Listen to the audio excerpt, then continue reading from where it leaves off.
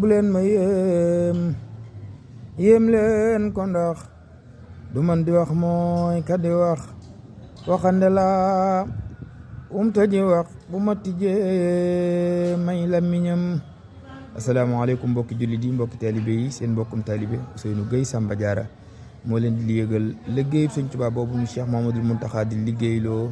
muy jàng ak jàngale mbindum maam Cheikh Samba Diarra Mbaye ñu di ko amal ca Hizbut Tarqiyyah ca télé ba Al Mouridiyyah TV waaye liggéey boobu yëpp rek ngeen mën koo toppaat bu baax ci suñu chaîne YouTube bu bopp bii nga xam ne sii ne moo suñu chaîne bopp na ci murid yëpp ak soppe yi nga xam ne dañuy bëgg a xam fu liggéey bi toll yëpp mën nañ faa dem abonné danañ mën a àndante ñun liggéey bi yëpp waaw na fa ñëpp abonné chaîne baa ngi noonu jërë ngeen jëf. bu leen ma yéem leen ko ndax du man di wax mooy ka di wax waxande la umta ji wax bu ma tijjee may làmmiñam. asalaamaaleykum mbokki jullit yi mbokki taalibe yi seen mbokkum taalibe Ousseynou Gueye Samba Diarra moo leen di yëgal liggéey Sëñ Tuubaa boobu mu Cheikh Mouhamadoul Mountakha di liggéeyloo muy jàng ak jàngale mbindum maam Cheikh Samba Diarra Mbaye